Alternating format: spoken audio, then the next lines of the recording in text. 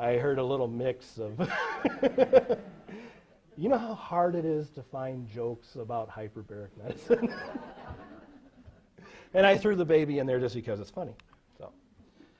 So we're going to blast through the types of HBO chambers. There are 3 types. There's Class A, which are multi-place chambers that can accommodate 2 or more patients. That's what the university has. Class B chambers are monoplace, they're single. And Class C are experimental, laboratory, and veterinarial use. Yes, this is used in the world of veterinary medicine. Here's an example of a Class A chamber. This is our chamber at the university. I took this picture myself, and we actually use it for some media publication. We can accommodate up to 6 patients in here. In the back, you'll notice is our small chamber. That's our exchange chamber, so we can bring patients up, or staff rather, or whatever, and not have to interrupt the main treatment while we're underway. This is just an outside view of it. The console over here is where the driver sits and operates the device. This little thing right here is a little porthole that we can send stuff in. Say somebody needs a pillow or a blanket. This is 1 cubic foot in volume. We can open it up, throw a pillow or whatever in it, shut it, dive it down. It goes in about 10 seconds, so it's pretty quick. This bottom chamber is my dream. This is a chamber that's developed down in Australia by a company known as Fink Industries. You'll notice a big difference though. Ours is round. This one's square. A round cylinder or a sphere is much easier to contain pressure than a square. For that reason, if you look really, really close, look at the thickness of this wall. This is constructed of I-beams about every 6 inches to retain all this pressure. Because of that, these chambers, they're very, very nice, don't get me wrong, it's like a room. The one in Hennepin County has an ICU suite, it's phenomenal. But because of this, these are very, very heavy and very seldom can ever be installed on floors higher than the first floor. That and the shipping cost, I'm sure, is just atrocious. I always get asked how ours got where it is today, because it is on the 5th floor. For those of you that have been to it, it was actually dropped in on the 7th floor. This is where old Ramp 2 used to be. This is the Papa John Pavilion. Over here is Colleton. And what they did was they opened up a temporary access point, slid the chamber in, and a company from Texas made a sling to drop it down this chute. Dropped it down 2 floors, and, and slid it over on airbags to where it sits today. The chamber was moved over, and then the facility, the room, was built around it because it was so large. This is the first chamber that was used at the university. It was installed in the mid-'80s. It was a dual-place chamber, so it was still Class A. The patients actually sat in chairs. This is the only picture I could find that had a good representation of it. And they basically faced one another. And then there was an attendant. There was somebody in there with them. But you can imagine, I mean, this is not a very big environment to work around, so if they needed to move around, it was difficult for them. How am I doing on time, Lou? Okay. Another Class B chamber.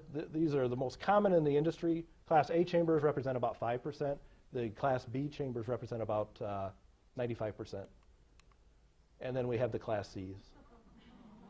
I'm partial to bulldogs because I have one, so there's Bella. This down here is a soft-sided chamber. They're marketed as altitude chambers, but people try to switch them up and make them into hyperbaric chambers. Not even close. Very, very dangerous. So, and then equine business is huge for hyperbaric chambers, especially if you have a multi-million-dollar horse. You got to keep it healthy. HBO in the 21st century. It's expensive. It's very expensive. HBO studies are rare and they're heavily scrutinized. The DoD did one on the relationship of PTSD and TBI, and it was just blown out of the water. They redid it again, and it's still being heavily scrutinized. Insurance companies are really looking at us close, and we have to be very careful as to what kind of patients we're accepting for treatment. There's also been an identified need for HBO-related information, or a repository, for related information. It's difficult just to Google, hey, how many hyperbaric chambers in the United States? Try it sometime. I know what the number is, but I can't find it on the internet or other resources. It's heavily fragmented. So, the 2 schools of thought. Basically what we've developed over the years is the institution of the UHMS, which is the Undersea Hyperbaric Medical Society. That's who we follow. This is CMS-driven, Center for Medicaid and Medicare, scientifically proven treatments. They also have the national accreditation and UHMS published protocols that we follow. Most hospital-associated facilities follow the UHMS. On the other side of that coin is the International Hyperbaric Medicine Society. These folks are providing off-label treatment They cover the veterinary services, and they focus on non-traditional delivery hyperbaric medicine. In my opinion, these guys are the real pioneers. They're out there that are putting themselves out there, gathering information, providing services to people that normally can't be obtained through facilities that we're associated with, and there's nothing wrong with that as long as they're doing it in a safe and correct manner. But where does that leave us now? So now we're kind of to the future component of where hyperbarics could be going down the road. So that I'm going to hand over to Dr. Nick Mohr. He's our investigating physician. I said that wrong, I know I did. For the HOBIT study that we're going to be doing at the university, or actually we're underway with. So that being said, please welcome Dr. Nick Mohr.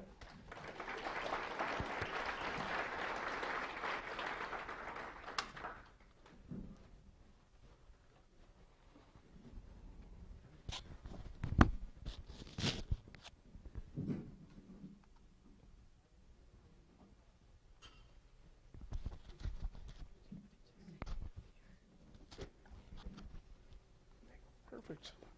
Thanks. All right. Okay. Oh, you got to switch him over, don't you?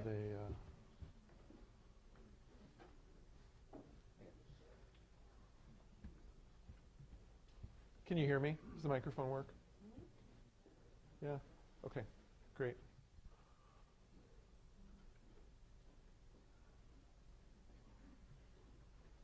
Perfect. Thanks, Lou. So thanks, Mike. Mike asked me to come to talk about the HOBIT trial. As he was talking about, hyperbaric medicine has had sort of a storied history and what the indications are and what conditions might benefit from hyperbaric treatment. And so I'm going to talk today about the use of hyperbaric oxygen therapy in patients with severe traumatic brain injury. And we'll use that really to talk about one trial that we're performing at the university, but really how we can understand the role of hyperbarics in changing medicine and changing the way that we treat patients with bad disease. I don't have any financial conflicts of interest. So we'll talk today about the experimental use of hyperbaric oxygen. We'll talk about the study that we're running at the university.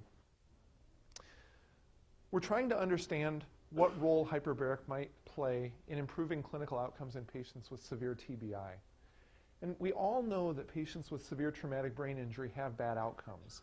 But we know that those outcomes are unpredictable. And one of the reasons that TBI outcomes can be unpredictable is because those outcomes depend on a primary injury and also the secondary injury. Now, the primary injury is what happens when people get hit on the head. That's the neuronal destruction just from the kinetic energy of the trauma. But we also know that our patients in the intensive care unit have secondary injuries. And those secondary injuries come from edema and swelling. That swelling decreases blood flow through an increase in intracranial pressure. And that decreased blood flow can lead to ischemia, which causes a cycle of edema and swelling and increased intracranial pressure and decreased oxygen delivery.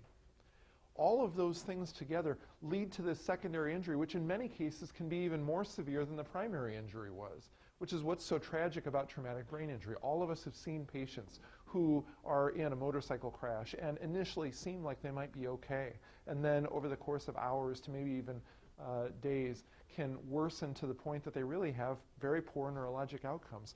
And that's primarily due to that secondary injury. Now, secondary injury occurs because of ischemia. It occurs because of poor oxygen delivery, but it also occurs through some immune mechanisms. We know that injured neurons recruit inflammatory cells, and those inflammatory cells can actually contribute to ongoing injury over the course of days after the first injury occurs. Now, we think of peak swelling happening between 3 and 4 days, but really during that entire time and even during the recovery period, that ongoing injury contributes to worsening in neurologic function and probably worse long-term outcomes. All of us remember that cerebral blood flow follows a mechanism that we call autoregulation. Autoregulation is the mechanism by which all of us control our cerebral blood flow, even as our blood pressure changes. So when our blood pressure gets a little bit higher because we're scared, we don't have cerebral hyperemia. When we have a blood pressure that gets a little bit low because we're sleeping, we don't develop strokes for most of us.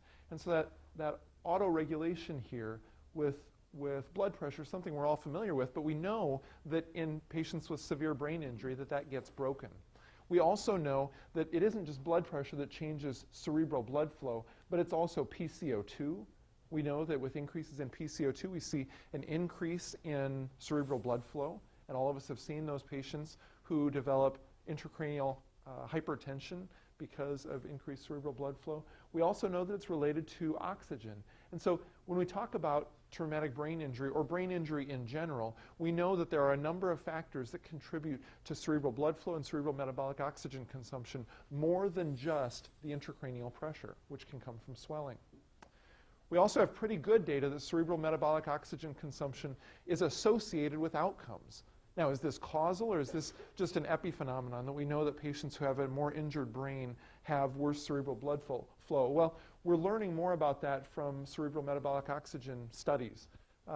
We know that patients after severe traumatic brain injury who have the lowest cerebral metabolic oxygen consumption are the most likely to die or be left in a persistent vegetative state. And those who have good neurologic recovery are patients who we see who have the greatest cerebral metabolic oxygen delivery.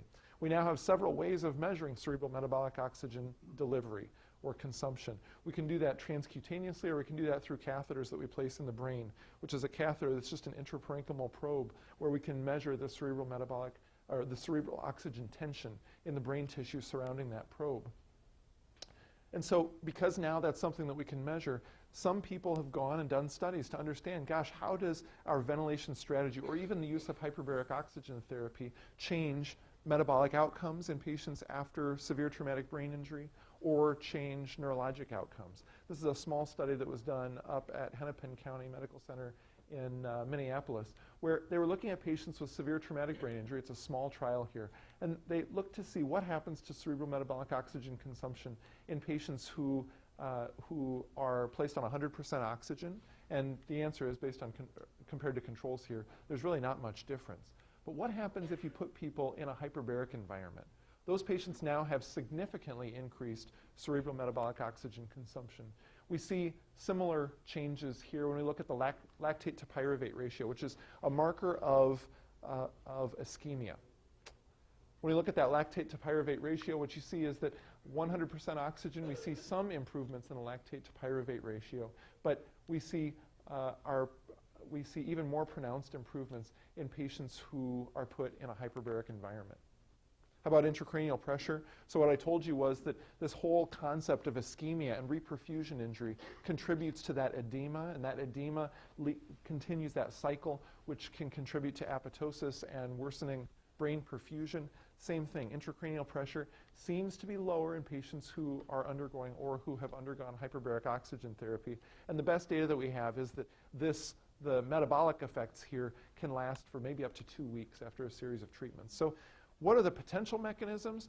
Traumatic brain injury might respond to hyperbaric oxygen therapy because it changes the way the mitochondria functions. It changes the way that cells use energy. It changes that inflammatory cascade, and it can even attenuate some of that reperfusion injury. But those are all surrogate markers, right? None of us woke up today hoping that our mitochondria function better. We hope that if we have a traumatic brain injury that we can, clean ourselves and shower and feed ourselves. So that's what really matters, and that's the reason that we're doing this trial. The HOBIT trial, or the Hyperbaric Oxygen Brain Injury Treatment Trial, is a multi-center study that's been funded by the NIH to try to understand what role hyperbaric oxygen therapy might play in improving neurologic outcomes of patients with severe traumatic brain injury. This is a late phase 2 trial, which means that it's a dose-finding study. There's been some phase 1 work that has suggested safety, and we don't know yet, nor will we know from this trial, whether this treatment will improve outcomes. We're trying to figure out if this treatment is promising, how it needs to be delivered for a phase 3 trial. For this trial, we have 8 treatment arms. Patients are randomized through an adaptive randomization process to either a control group, a normobaric hyperoxia group, which means that we're ventilating patients on 100% oxygen, or one of 6 treatment arms that involves hyperbaric oxygen therapy. Those 6 treatment arms are each a different dose. And I showed the oxygen toxicity units here only to show that each of these arms delivers a different amount of oxygen. And the reason that we're treating these patients with different amounts of oxygen is so we can figure out what dose might be the most beneficial. We're treating patients for 10 treatments. We're treating people twice a day for 5 days. And part of the reason that that duration was chosen is because that means that we're treating people through that period of peak swelling until that swelling has started to come down. We're including patients between the ages of 16 and 65 who have severe traumatic brain injury defined by the Glasgow Coma Scale.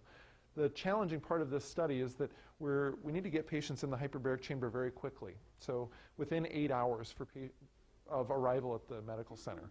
So a lot has to happen within those first 8 hours, and that's really one of the limitations to rolling this out if this is shown to be beneficial, even in medical centers outside of the context of research.